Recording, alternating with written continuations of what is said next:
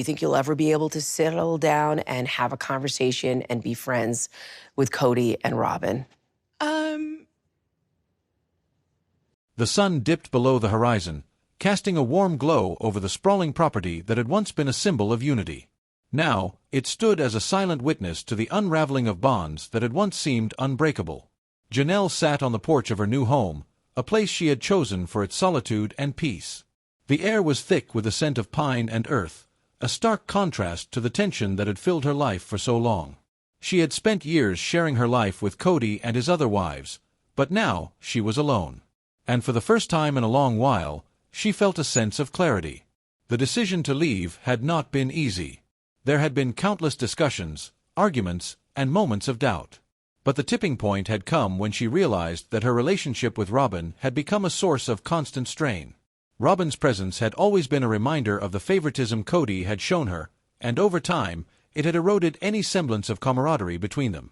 Janelle had tried to be understanding, to accept the dynamics of their plural marriage. But Robyn's constant interference, her attempts to mediate between Cody and the others, had only deepened the divide. It was as if she had positioned herself as the peacemaker, but in reality, she was a wedge driving them further apart. The final straw had been the conversation during the family meeting. Cody had tried to convince Janelle to reconcile with Robyn, to mend the fractured relationship. But Janelle knew in her heart that it was futile. She had no desire to rebuild a bond that had been built on manipulation and favoritism. "I just don't want to," Janelle had said, her voice steady but firm. "I don't want to be friends with Robyn. I don't need to be." Cody had been taken aback, his face a mixture of surprise and hurt. But Janelle stood her ground. She had given enough of herself to a relationship that had never truly valued her. Life after the split was a journey of self-discovery for Janelle. She had spent so many years defining herself through her relationships with others that she had forgotten who she was on her own. Now, she was learning to reconnect with herself, to find joy in her own company. She spent her days tending to her garden, a hobby she had always enjoyed but never had time for. The simple act of nurturing plants brought her a sense of peace she hadn't realized she was missing. She also took up painting, using colors to express emotions she had long suppressed. But even in her newfound solitude, the past lingered. She would occasionally hear from mutual friends or family members updates about Cody and Robyn's life together. They had moved on, continuing the lifestyle that had once been hers. But Janelle had no interest in rejoining that world. She had made her choice, and she was at peace with it. One afternoon, she received a message from Christine, her former sister-wife. Christine had left Cody years earlier, and the two had stayed in touch, supporting each other through their respective journeys. "How are you holding up?" Christine asked. Janelle smiled as she typed her response. "Better than I expected. It's been hard, but I'm finding my way." "I'm proud of you," Christine wrote back. "You deserve happiness, Janelle." The words warmed her heart. She had always been there for others, but now she was learning to be there for herself. Months passed, and Janelle's life settled into a new rhythm. She had rebuilt her sense of self and found contentment in her independence. But the past had a way of resurfacing when least expected. It was a crisp autumn day when Robyn showed up at her doorstep. Janelle opened the door, surprised to see her former sister-wife standing there, looking hesitant. "Janelle," Robyn began, her voice soft. "Can we talk?" Janelle studied her for a moment, emotions swirling within her. She had not seen Robyn since the split, and the sight of her brought back a flood of memories, both good and bad. "I don't know what there is to talk about," Janelle replied, her tone guarded. Robyn took a step forward. "Please, just hear me out."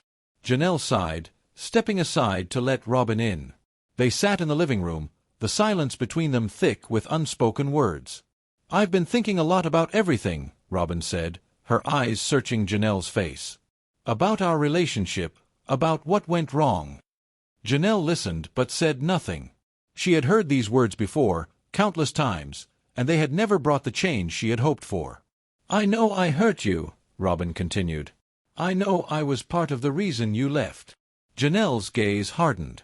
"You weren't the only reason, Robyn. But you were a big part of it." Robyn nodded, her eyes filled with regret. "I understand. And I want to make amends." Janelle shook her head. It's too late for that. I've moved on. I don't want to revisit the past. Robyn's face fell, but she didn't argue. She had come seeking reconciliation, but she realized that some wounds were too deep to heal. Goodbye, Robyn, Janelle said, standing up. I wish you well, but I don't want you in my life anymore. Robyn stood as well, her shoulders slumped. I understand. With that, she left, and Janelle closed the door behind her, feeling a sense of finality settle over her. In the months that followed, Janelle continued to build her life on her own terms. She expanded her gardening business, offering workshops to teach others about sustainable living.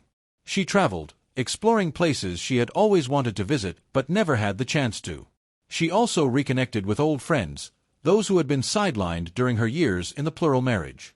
They welcomed her back with open arms, and together, they created new memories. One evening, as she sat on her porch watching the sunset, Janelle reflected on her journey. She had faced challenges, yes, but she had also found strength she didn't know she had. She had learned that happiness came from within, not from the approval or presence of others. She had let go of the past, and in doing so, she had found freedom.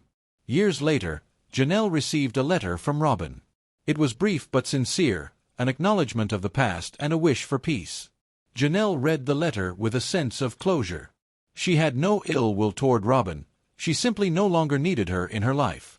She placed the letter in a box, a symbol of the chapter she had long since closed. As she sat back, a smile tugged at her lips. She had found her own path, and it was one of peace, independence, and self-love. And that was enough.